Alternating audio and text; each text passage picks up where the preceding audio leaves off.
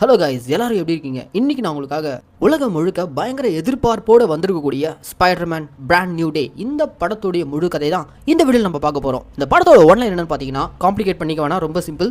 லாஸ்ட்டாக வந்த ஸ்பைடர்மேன் சீரிஸோட படமான நோ வே ஹோமில் பீட்டர் பார்க்கர் எல்லாரும் மறந்துடுறாங்க, இன்க்ளூடிங் அவருடைய பெஸ்ட் ஃப்ரெண்டான நெட் அண்ட் அவருடைய காதலியான எம்ஜே. இவங்க ரெண்டு பேருமே பீட்டர் பார்க்கரை டோட்டலாக மறந்துறாங்க. அண்ட் நம்ம ஹீரோவும் தன்னை பற்றி அவனோட ஃப்ரெண்ட்ஸ் கிட்ட போய் ரிவீல் பண்ணிக்காமலே இருக்கிறான். அதுக்கு காரணம் என்னன்னா, இவனை சுற்றி அப்பப்போ வரக்கூடிய அந்த ஆபத்தான விஷயங்கள் தன்னுடைய ஃப்ரெண்டையும் காதலியும் எந்த விதத்திலையும் பாதிச்சிடக்கூடாதுன்றதுக்காக தான் யாருன்றதே ரிவீல் பண்ணிக்காம கடந்த 5 வருஷமா தனிமையில அவனோட வாழ்க்கையை ஓட்டிக்கிட்டு இருக்கான். இதுக்கிடையில பல சாகசங்கள். நியூயார்க் சிட்டிக்கு வழக்கம் போல புதுசா ஒரு வில்லன் கிளம்பும்போது மொத்த நகரத்தை அழிக்க பார்க்கறான். அந்த வில்லனுக்கு பின்னாடி இருக்கக்கூடிய நோக்கம் என்ன? அவன் ஏன் அந்த சிட்டியில வந்து இப்படி அட்ராசிட்டி பண்ணிட்டு இருக்கான்? இது எல்லாத்தையுமே நம்ம ஹீரோ எப்படி ஓவர் கம் பண்ணாரு? கடைசியா தன்னுடைய ஐடென்டிட்டியை தான் ஃப்ரெண்ட்ஸ் கிட்ட இவர் ரிவீல் பண்ணிட்டானா? இவனுடைய தனிமையிலிருந்து வெளியே வந்தானா இல்லையான்றத ரொம்ப இன்ட்ரெஸ்டிங்கா ஏகப்பட்ட ட்விஸ்ட் அண்ட் டர்ன்ஸோட சொன்ன படம் தான் இந்த ஸ்பைடர்மேன் பிராண்ட் நியூ டே. சரி வாங்க, இப்போ நம்ம இந்த படத்துடைய முழு கதைக்குள்ள போறதுக்கு முன்னாடி நம்ம சேனலுக்கு நீங்க புதுசா வந்திருந்தீங்கன்னா மறக்காம நம்ம மினி தியேட்டரை சப்ஸ்கிரைப் பண்ணிக்கோங்க. அண்ட் உங்களுக்கு இந்த வீடியோ பிடிச்சிருந்துச்சுன்னா அந்த லைக், கமெண்ட், ஷேர். லைக் பண்ணும்போது கமெண்ட் செக்ஷன்ல ஹைப்ன்ற ஒரு ஆப்ஷன் வரும். அந்த ஹைப்பிங் கிளிக் பண்ணிட்டீங்கன்னா நம்ம சேனல்ல போடக்கூடிய வீடியோக்கள் வெகுஜன மக்களுக்கு போய் சேரும். ஸோ மறக்காம ஹைப்பிங் கிளிக் பண்ணிக்கோங்க.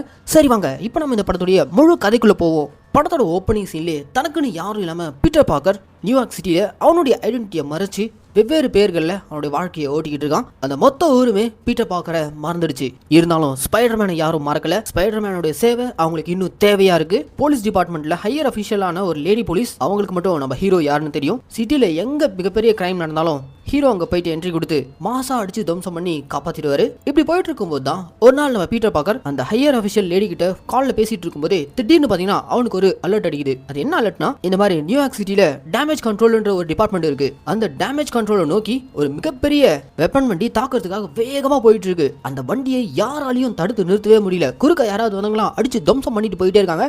போலீஸ்காரங்களும் முடிஞ்ச அளவுக்கு அந்த வண்டியை ஸ்டாப் பண்ண பாக்குறாங்க. ஆனா அந்த வண்டிக்குள்ள யார் இருக்கான்னு தெரியல.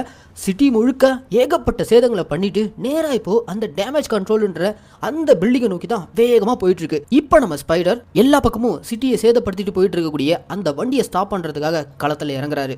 எஸ், நம்ம பீட்டர் பார்க்கர் அவனுடைய சூட்டை போட்டுட்டு சும்மா ஸ்பைடர்மேனா மாறி பில்டிங் தாவி வெப் விடுறதுல பல வித்தைகளை காமிச்சு வேகமா போயிட்டு இருக்கான். அப்படி போயிட்டு இருக்கும்போதே ஸ்பைடர்மேன், உன்னால தனியா அதை பண்ண முடியாது, உனக்கு ஒரு ஹெல்ப் தேவை, உனக்காக நான் எப்பவும் கூட இருப்பேன் அப்படின்ற மாதிரி பிராங்க்ன்ற கேரக்டர் உள்ள என்ட்ரி கொடுக்குது. இந்த பிராங்க்கும் நம்ம ஹீரோ மாதிரியே தான். அவனுக்குன்னு சொந்தம்னு இருந்த குழந்தைங்க, ஒய்ஃப் எல்லாரும் இழந்துட்டு தனி மரமா இருக்கான். அவனும் இப்போ நம்ம ஹீரோ மாதிரி இந்த சிட்டியை காப்பாற்றணுன்றதுக்காக கையில வெப்பன்ஸோட சுத்திக்கிட்டு இருக்கான். ஆனா இந்த பிராங்க் கிட்ட பெருசா எந்த ஒரு பவரும் இல்ல. வெறும் ஆயுதங்களை வச்சு அட்டாக் பண்றது விதமா வேகமா வந்துகிட்டு இருக்க. இதை பார்த்த நம்ம ஸ்பைடர்மேன், இந்த பாரு பிராங்க், இவனுங்களை நான் சமாளிச்சுக்கிறேன், நீ தயவு செஞ்சு வீட்டுக்கு போ, அதான் உனக்கு நல்லது அப்படின்ற மாதிரி ஸ்பைடர்மேன் எவ்வளவு எடுத்து சொல்றான். ஆனா நம்ம பிராங்க் கேட்கற மாதிரி இல்ல. ஏன்டா நீ தான் அந்த சிட்டியை காப்பாற்றணுமா, நான் காப்பாற்ற கூடாதா அப்படின்ற மாதிரி கையில வெப்பனோட ஒரு சுத்திக்கிட்டு இருக்க.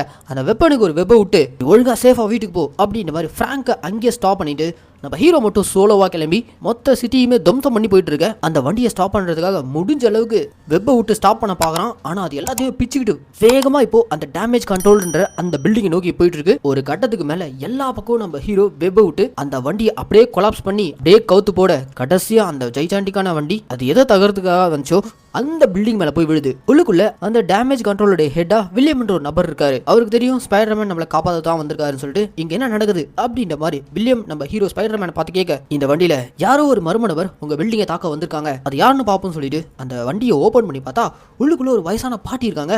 கிழவி, இவ்வளவு உன்னுடைய வேலையா அப்படின்ற மாதிரி நம்ம ஸ்பைடர்மேன் அந்த கிழவியை பார்த்து பேசிட்டு இருக்கும்போது டப்புனு பாத்தீங்கன்னா அந்த கிழவியோட உடம்புக்குள்ள இருந்து ஏதோ ஒன்று வெளியில பாஸ் ஆன மாதிரி இருக்கு. இவ்வளவு நேரம் வில்லத்தனம் பண்ணிட்டு இருந்த அந்த கிழவி நார்மல் ஆயிட்டு நான் எப்படி இங்க வந்தேன் அப்படின்ற மாதிரி சொல்ல, டப்புனு பாத்தீங்கன்னா அந்த டேமேஜ் கண்ட்ரோல்ல இருக்க வேற ஒரு எம்ப்ளாய்க்குள்ள ஏதோ ஒரு மாற்றம் ஏற்பட்ட மாதிரி அவன் வேற ஒரு ஆளா மாறி அவன் இப்போ வேகமா அந்த பில்டிங்ல ஓடிட்டு இருக்கான். அங்க என்ன நடக்குதுன்னு சொல்லிட்டு ஸ்பைடர்மேனுக்கு ஒன்னும் புரியல. கூடு விட்டு கூடு பாயற மாதிரி யாரோ ஒரு மர்ம நபர் கண்ணுக்கே தெரியாம அந்த டேமேஜ் கண்ட்ரோல் பில்டிங்குள்ள ஊழியரா வேலை பார்த்துட்டு இருக்க எல்லா ஸ்டாஃப் மேலயும் ஊடுருவி போயிட்டே இருக்கான். கடைசியா எதுக்காக அவன் உள்ள வந்திருக்கானா, அந்த டேமேஜ் கண்ட்ரோலுக்குள்ள ஸ்கார்பியன் என்ற ஒரு கொடூரமான வில்லனை லாக் பண்ணி வச்சிருக்காங்க. அவனை இப்போ அங்கிருந்து வேற ஒரு இடத்துக்கு டிரான்ஸ்ஃபர் பண்ண போறாங்க. ஒருவேளை அவனை விடுவிக்கிறதுக்காக தான் இப்படி ஒரு சதி திட்டம் நடந்துட்டு இருக்கும்னு சொல்லிட்டு நம்ம ஹீரோ வேகமா அந்த பில்டிங்குள்ள போக உள்ள ஒரு பெரிய இரும்பு வால்ட் இருக்கு.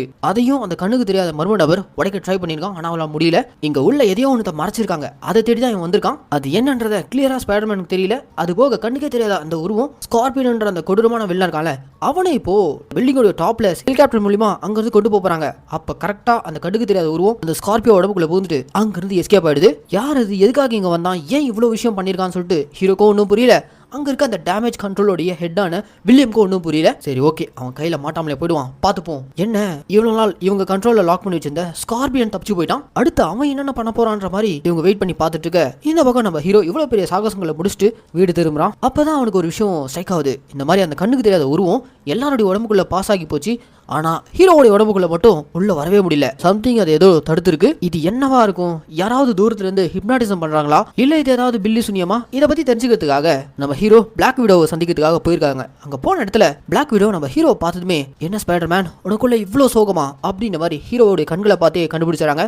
எஸ், நம்ம ஹீரோ தன்னுடைய ஃப்ரெண்ட்ஸ் அண்ட் காதலி கூட இல்லைன்றது, அந்த எமோஷன், அந்த வருத்தம் அவன் முகத்திலேயே தெளிவா தெரியுது. அப்படி இருந்தும் ஊரை காப்பாற்றணுன்ற அந்த ஒரு விஷயம் தான் அவனை இன்னும் டிரைவ் பண்ணி கொண்டு போயிட்டு இருக்கு. நம்ம ஹீரோ பிளாக் விடோ கிட்ட போயிட்டு காலையில நடந்த சம்பவத்தை பத்தி சொல்றான். நீ சொல்றதை வச்சு பார்க்கும்போது யாரோ டெலிபதி மூலமா மைண்ட் கண்ட்ரோல் பண்றாங்க. இது பில்லி சுனியம் அப்படிலாம் எதுவும் இல்ல, இது ஒரு வகையான மைண்ட் கண்ட்ரோல். இப்படி மைண்ட் கண்ட்ரோல் பண்ணக்கூடிய அந்த நபர் இதே சிட்டில தான் அடுத்து என்ன பண்ணலாம்னு காத்துக்கிட்டு இருக்கான். நீ அவனை பிடிச்சா மட்டும்தான் உன்னால இந்த சிட்டிக்கு வரப்போற ஆபத்தை தடுக்க முடியும் அப்படின்ற மாதிரி பிளாக் விடோவும் சொல்லி அனுப்புறாங்க. அதுக்கப்புறம் நம்ம ஹீரோ அங்கிருந்து நேரா கையில ஒரு பூங்கத்தை எடுத்துக்கிட்டு ஒரு வீட்டுல ஹவுஸ் வார்மிங் பார்ட்டி போயிட்டு இருக்கு. அந்த பார்ட்டிக்கு போயிருக்கான். யாருடைய ஹவுஸ் வார்மிங்னா இவனுடைய காதலியான எம்ஜே, அவளை மீட் பண்றதுக்காக தான் போயிருக்கான். அண்ட் அங்க வச்சுதான் இவனுடைய க்ளோஸ் ஃப்ரெண்டான நெட்டையும் சந்திக்கிறான். நெட்டுக்கும் எம்ஜேக்கும் நம்ம ஹீரோ யாருன்றதே சுத்தமா தெரியல, ஏன்னா எல்லாத்தையும் அவங்க மறந்துருக்காங்க. அண்ட் நம்ம ஹீரோ தன்னை பத்தி ரிவீல் பண்ணிக்காம அவங்கள பார்த்து பேசிட்டு பூங்கத்தை நம்ம ஹீரோன்களை கொடுத்துட்டு அங்கிருந்து கிளம்பலாம் பாக்குறான். அப்பதான் நம்ம ஹீரோனுக்கு அங்க ஒரு பாய் ஃப்ரெண்ட் இருக்கான்றத ஹீரோ பாத்துறான். அவ்வளவுதான், மனசொடைஞ்சு போய் அங்கிருந்து வீட்டுக்கு வந்துறான். அப்படியும் வீட்டுக்கு வந்ததும் திடீர்னு பாத்தீங்கன்னா உடம்புக்குள்ள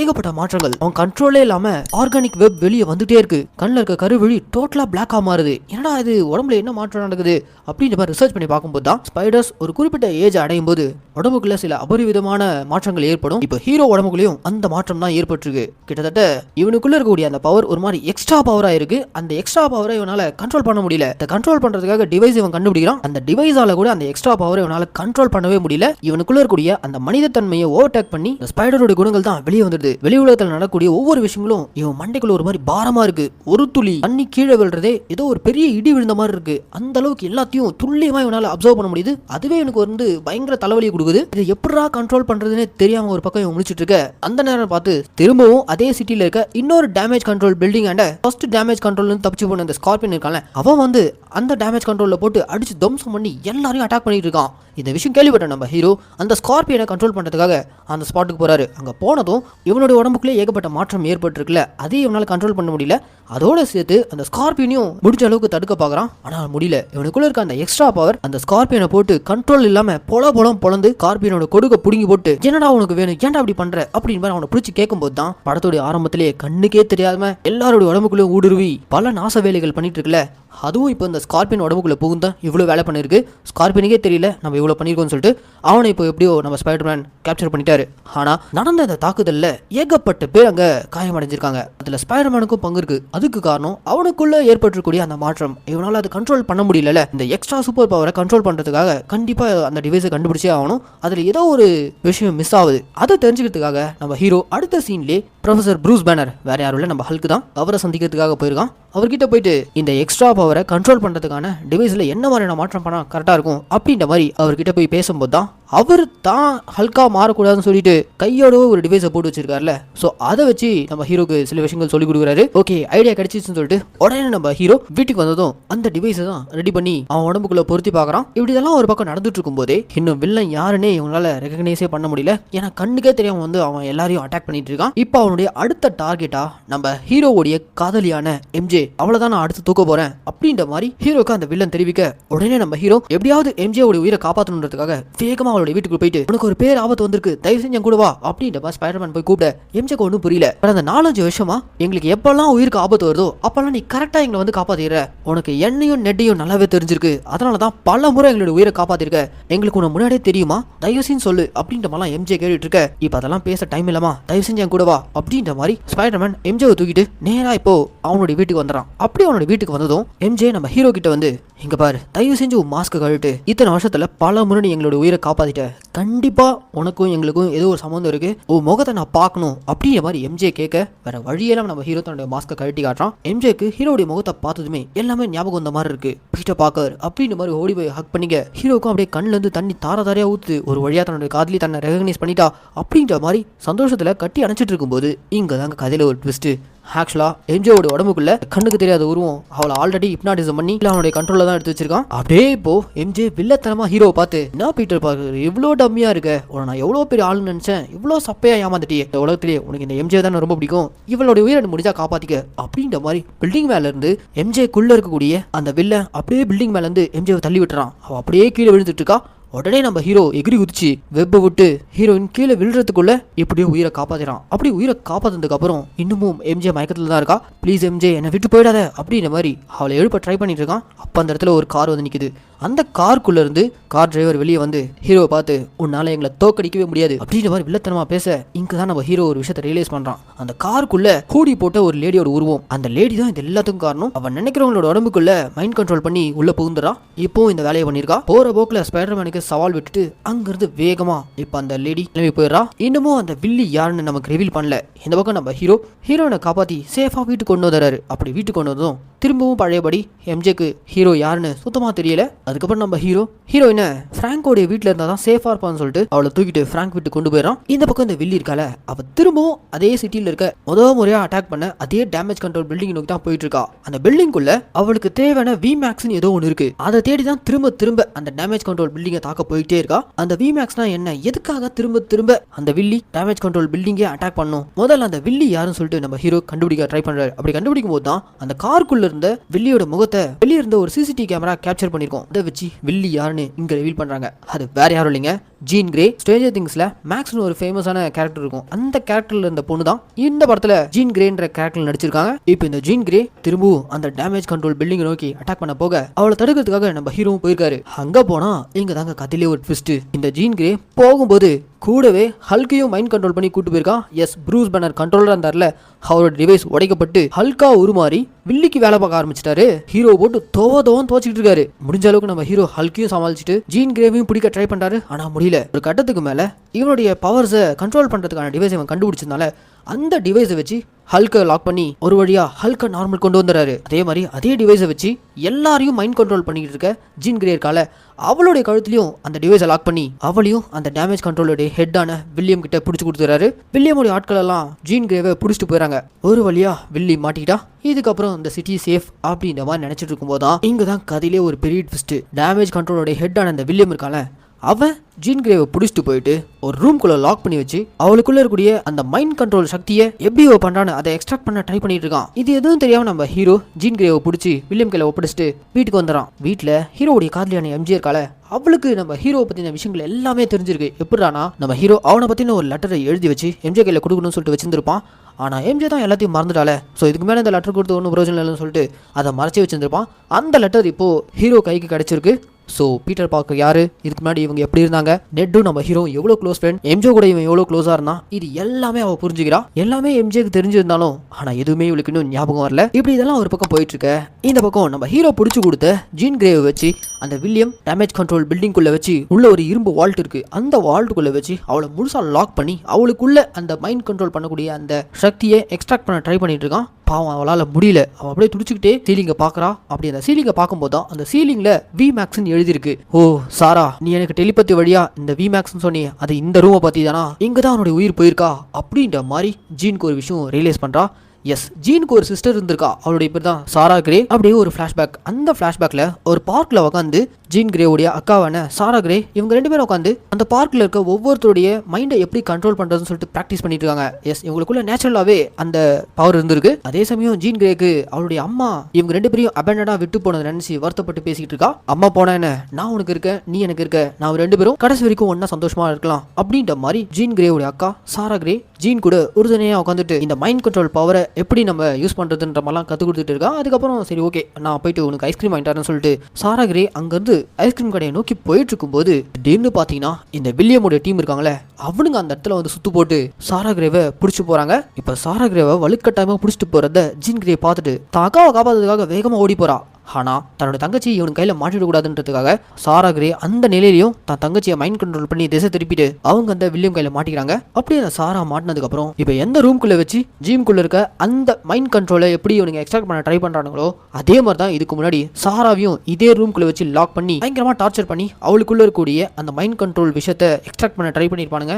அதோடைய விளைவாக கடைசியா இறந்து போயிருப்பா. தன்னுடைய அக்கா இந்த அறைக்குள்ள வச்சுதான் இவனுங்க சித்திரவதை பண்ணி கொண்டிருக்காங்கன்ற விஷயம் ஜீனுக்கு தெரிய வந்ததும் அவ்வளவுதாங்க, அவளுக்குள்ள இருக்கக்கூடிய அந்த பவர்ஸை வெறியோட வெளியேற்றா. அப்படி வெளியேற்றதும் அந்த ஊர்ல இருக்க மொத்த பேரும் இவளுடைய மைண்ட் கண்ட்ரோலால ஸ்டக்காய் அப்படியே நிக்கிறாங்க.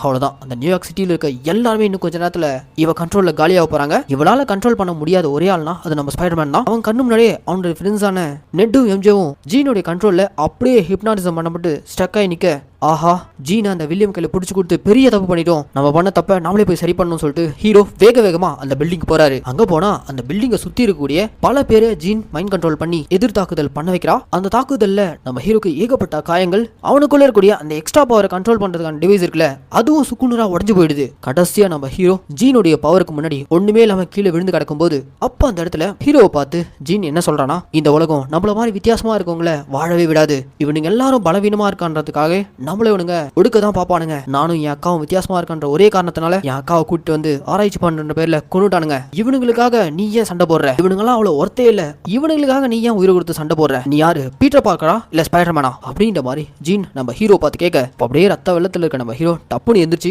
ரெண்டும் நான் தான் அப்படின்ற மாதிரி சொல்லி அவனுக்குள்ள அந்த எக்ஸ்ட்ரா பவர் இருக்குல்ல அது அந்த டிவைஸே இல்லாம இவனே கண்ட்ரோல் பண்ணி ஜீன் மைண்ட் கண்ட்ரோல்ல வச்சிருக்க எல்லாருமே அடிச்சு துவம்சம் பண்ணிட்டு கடைசியா ஜீன் இருக்க அறைக்குள்ள வரான். அங்க ஜீன் இவளுடைய அக்காவை கடத்தி கொண்டு போய் கொன்ன வில்லியம கத்தி முனையில வச்சிருக்கா.